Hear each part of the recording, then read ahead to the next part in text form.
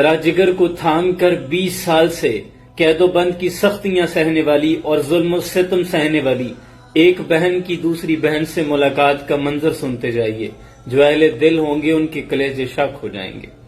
Doctor Fauzia Siddiqui کی doctor Aafia Siddiqui سے 20 سال بعد ملاقات ہوئی ہے، اور ملاقات کا حال کچھ یوں ہے کہ 20 سال کے بعد جب بہن اپنی بہن سے ملاقات کے لیے جاتی ہے تو دل میں یہ ارمان تھا کہ اسے گلے لگا کر اس پہ گزرنے والی سختیوں کے بارے میں پوچھوں گی کہ اس نے 20 سال کی یہ تمام اذیتیں کیسے برداشت کی.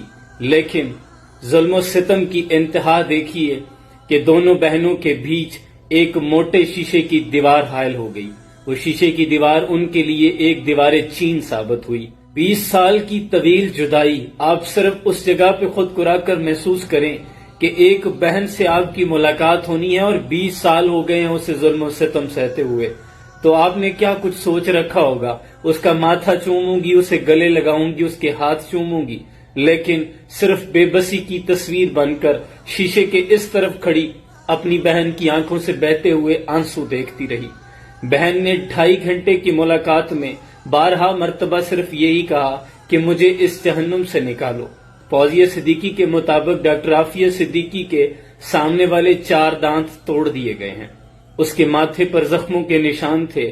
سر پہ چوٹ لگنے کی وجہ سے قوت سماعت بھی بہت کم رہ گئی ہے. 2.5 گھنٹے کی اپنی روداد سناتے ہوئے عافیہ صدیقی نے 12 مرتبہ بہن سے پوچھا کہ میرے بچوں کا کیا حال ہے، مجھے امی بہت یاد آتی ہیں. جبکہ عافیہ صدیقی جانتی نہیں کہ ماں اس کے انتظار کے صدمے سہتی ہوئی اپنے خالق حقیقی کو پیاری ہو گئی ہے. ڈاکٹر فوزیہ صدیقی کو یہ تک اجازت نہ دی گئی کہ عافیہ صدیقی کو اس کے بچوں کی تصاویر دکھا سکے، اس کی ماں کی تصویر دکھا سکے. حقوق نسواں کے علمدار انسانیت کے ٹھیکیدار بنے پھرتے ہیں. ڈاکٹر فوزیہ صدیقی کو یہ تک اجازت نہ دی گئی کہ وہ اپنی بہن کو گلے لگا سکے. ہاں ہیں ہمارے وہ سو کالڈ ارباب اختیار، ظالم حکمران جن کے کانوں پر عافیہ صدیقی کی سسکیاں نہیں پہنچتی. صد افسوس کہ مسلمانوں کی غیرت ایمانی اب دم توڑ چکی ہے. اگر نہ مری ہوتی تو عافیہ صدیقی یوں قید و بند کی سختیاں نہ جھیل رہی ہوتی. وہاں فلسطین کی مائیں جھولیاں اٹھا کر یہ سوال نہ کرتی کہ اب کوئی سلطان صلاح الدین ایوبی نہیں آئے گا. مقبوضہ کشمیر کی بچیاں دریائے جہلم کے کنارے کھڑے ہو کر یہ صدائیں نہ لگاتی کیا محمود غزنوی کے گھوڑے نہیں آئیں گے، اب کوئی سلطان التمش نہیں آئے گا، کیا کوئی محمد بن قاسم نہیں آئے گا. ہاں میری بہن، اب یہ سب نہیں آئیں گے کیونکہ اب اسلام امن کا درس دیتا ہے. اب کوئی سلطان صلاح الدین ایوبی پیدا نہیں کرتا.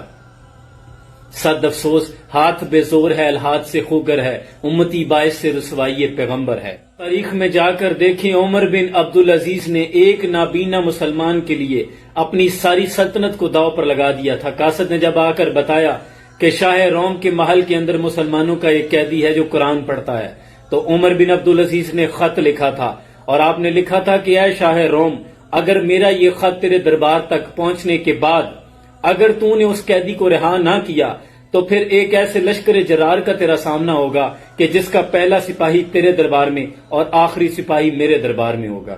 حضرت خالد ابن ولید نے رومن امپائر کے سامنے چند ہزار کا لشکر اتار کر اور امام حسین نے کربلا کے اندر مٹھی بھر لوگوں کے ساتھ یہ پیغام دیا تھا کہ مسلمان یہ نہیں کہتے کہ ہماری اکانومی کمزور ہے.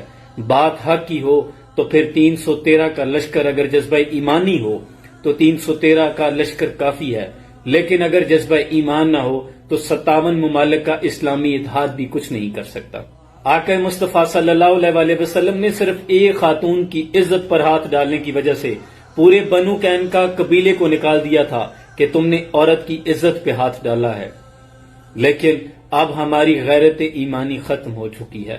اللہ سے فریاد ہے کہ اے یوسف کو کنویں سے محفوظ رکھنے والے مالک، ابراہیم علیہ السلام کو آگ میں محفوظ رکھنے والے مالک اور یونس علیہ السلام کو مچھلی کے پیٹ سے زندہ نکالنے والے اللہ، تو عافیہ صدیقی کے لیے واحد سہارا ہے، کیونکہ ہمارے ایمان ختم ہو چکے ہیں. اور وہ لوگ جو یہ سمجھتے ہیں کہ ہم کچھ نہیں کر سکتے، صرف عافیہ صدیقی کی آواز کو اتنا بلند کریں کہ ایوان لڑکھڑانے لگیں، اس کے نام کو اتنا پکارو، اتنا ٹرینڈ بناؤ. اس کو فضول ٹرینڈ تو بناتے ہو، یہ بھی ایک ٹرینڈ بناؤ کہ ہمیں اس کی آزادی چاہیے.